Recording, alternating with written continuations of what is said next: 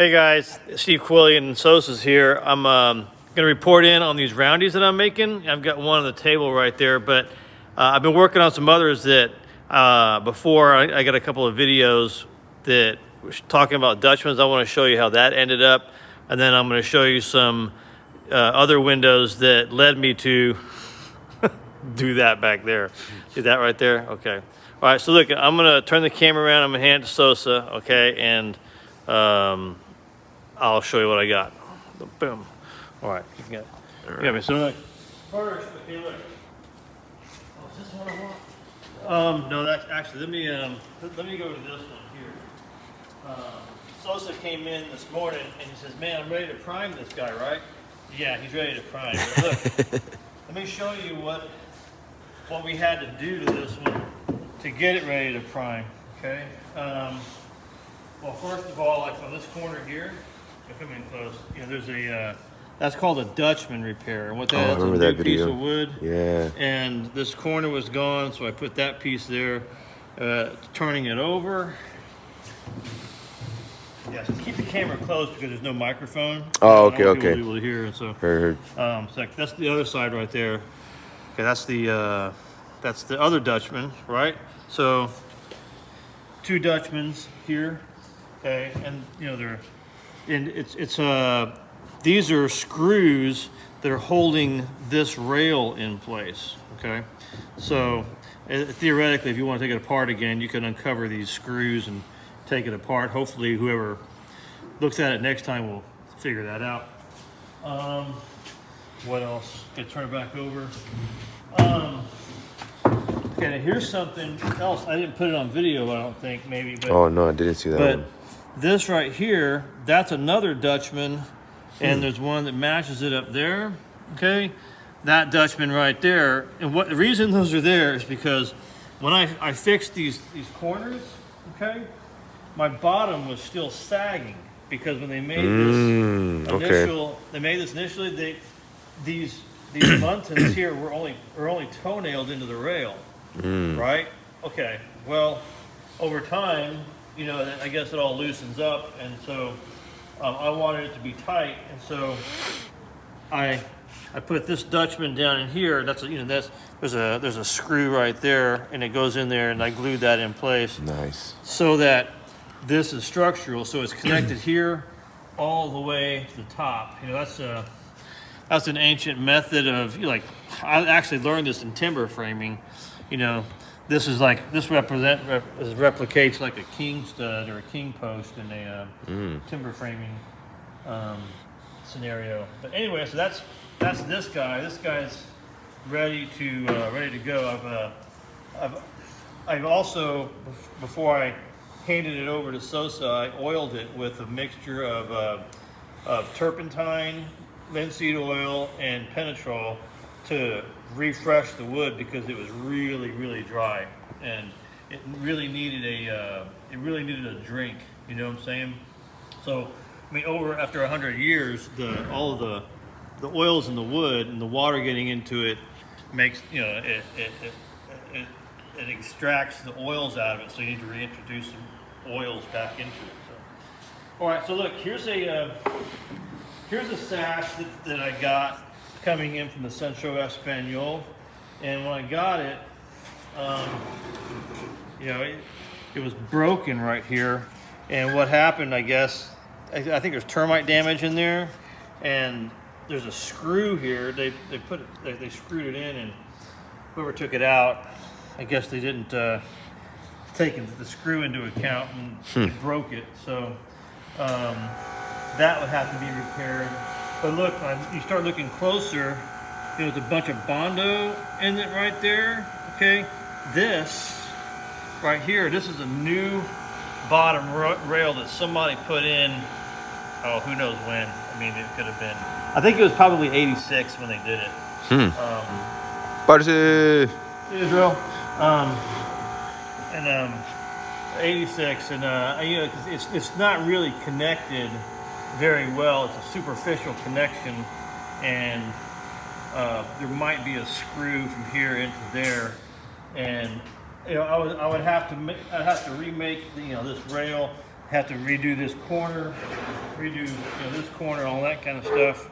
And I was like, well, it starts my thinking going, right? Because then I also got this guy. This is the guy, the other guy that came in from the field that I had to deal with, and it came in broken here like that. I'm not sure exactly where. Oh yeah, so it's like you can see the termite damage in there. But it's interesting to see how it's all put together. That's what's called a floating tenon there. That's called a floating tenon. Yeah. Well, because it's not actually connected to one piece or the other. It's like they took a saw and they cut it out while the window is assembled, and they slide the tenon in there. Oh. So this is broken, and this is kind of interesting. That right there. That's new wood, meaning that's not the original piece. This is a new piece that's been added on, and you can see they got this is attached with drywall screws. Okay, well, so and then this is broken, and so I thought, well, here I got a bunch more of these to deal with. I'm going to set up to make some new ones anyway. So look, this is what I did. Okay? So I made I've got these guys here. These are my replicas. I have my pattern. Look at my pattern. Oh, okay. So look, in order to do that, the first thing I had to do is the first step is to get this curve right. And so to get the curve, I made a curve, right? So like a big smile. But it's but this is the same radius as the window. So I cut this out with a router, right? And what that gives me is that gives me something I can trace onto a piece of wood, and then I can cut the piece of wood out. So like this. So the other sashes over there, they have two round pieces. They go up to the very top of the head. Okay. Okay. And what that did is that that made a really weak spot in the wood down at these corners where I had to repair these corners, right? On the other ones, yeah. The other ones. Okay. So, and plus, I didn't have wood as wide as they did. I only had so I put 3 pieces here. So, and then I connected the 3 segments with a floating tenon. Like, you came in here right here, so you can see that. Yeah. There's a floating tenon right there that connects the pieces, like in between there. So, so that's that. And the other thing too, I incorporated into it as well is like, see, here's my screws up here. Okay, this tenon goes all the way up inside there, and it comes all the way down, and the tenon goes down into here. Okay, so it's now a structural member in the sash, holding it all together. Okay, so now, and I put the bottom rail in. The bottom rail's got screws holding it in as well. There, but the hardest part so far, the most complicated part has been these guys. Hey, check out this contraption. Okay, this is 2 pieces that fit together like that. I'm laughing because I'm like a crazy person trying to figure this out. And that's the part that was held with screws, right? Yeah. Yeah. It's put on with screws, right? So I'm not sure how I'm going to attach it either, but it probably at least nails. But using those black drywall screws, I mean, that's kind of you know what I'm saying? So that these go here, right? So Nice. together like that, and it took me a few tries to get it right, because here's one that didn't make it. It didn't make the cut, because I gotta shape everything, and then you have to figure out the order of operations, for something new like this. I mean, there's definitely an order to that you make the cuts so that you get it right. So you try the first way, and it fails, right? But that educates you, right? Yeah. On what you're supposed to do next. And so then I try something else and it works a little bit better, and maybe not happy with that. Maybe the third try, you start to approach, the method that you're going to use, right? So, A new skill. so you get a new skill, right? So, but that's what's interesting too is, mastering a technique like that. What do, right? You concentrate, you breathe through your nose, and as you master that technique, you're also mastering a little bit of yourself. You see that?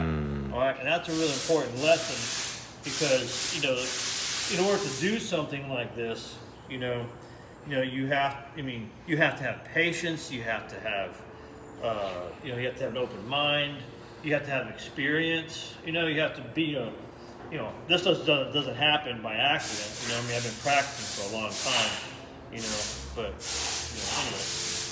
But Heard that. Preach. The other thing too, is like that made it complicated is that these curves, they look very similar, okay, but they're not. See, look, these are the two patterns for them. Oh wow. Okay? So this is the one pattern for this, right? Okay, and then this is the one pattern for that. Okay, so they intersect. And the question, how do you make them intersect? Well, that's a good question. Right? So, it's really interesting, because, it's what's really interesting to me, and what I'm humbled by is that I'm able to make this. You know what I'm saying? And I'm able to put the tools together in such a way that this can even come out, because if you turn around, I've got, this is Oh, one of the what? tools that I'm using, to make it happen, and it's, it's not too easy, to use it. So That's cool. yeah, that's my Sash Factory router table. This is what does. That's what does these cuts right here. So these, that's what does, like all this right here. Yeah. That's how I'm doing all that stuff. And, for the curves, come here, look. So, Oh yeah. I've these are my curves here. I got the guide bearings. This is this is my profile. This is the bit that I will use to copy. I'll put the template on top of the wood, and then the bearing rides where the template is, and copies the template onto the wood. This is my glazing rabbet here. Okay, and that's what cuts out that spot where the glass goes. So Nice. So I've got this dedicated setup here. Got that dedicated setup there. I've got. This is a dedicated setup that's helping that guy there. That's my bandsaw. So I've got a little smaller bandsaw there. Oh yeah, the Ryobi.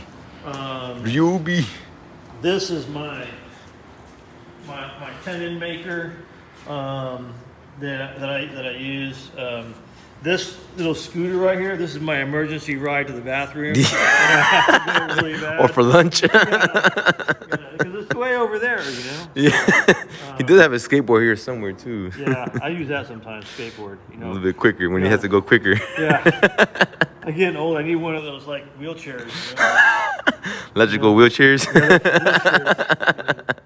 So, but that's what's going on. Just to give you a little bit of insight as to what's happening with the window making here at this museum. That's what we do is we take original equipment, window equipment from these buildings, and make it back like it's supposed to be, and put it back into service, right? Because it's already been there for 100 years, and it was made to last that long, and it can even last even longer. So we put it back into service, and the buildings that we work on, they become part of our extended museum, right? And that's really cool. That's a really neat development. So, and I think the part that really makes us unique is that, you know, we can replicate pieces that need to be replicated, and it's kind of a lost and dying art. And you know, one of the things I really like to do is to teach people, and so, you know, we're setting up classes all the time. We got a class this Friday on how to work on the windows. We've got like 10 or 11 people coming. It's kind of fun. Sweet. And pretty soon, though, we're going to have a sash making class, you know, for in the museum as well. And we'll have another. You know, we'll see what we can do. You know, we need a venue to teach the total window makeover class, which is a restoring class where it teaches you how to rebuild the windows and put them back into functionality, make them beautiful and stuff like that. So, Sweet. yeah, so that's what we're doing. The First Friday. yeah, it's first Friday. You know, try to do it once a month at least. And so, anyway, that's it for now. That's the report. That's what's going on. And so, hopefully, we'll you know, keep on going, report back in. Thanks for watching, like and subscribe. You know, love you guys. Over and out. Peace. Just hit the X button, right? Yeah, hit the X and no. All right. Let's go. Yeah, man.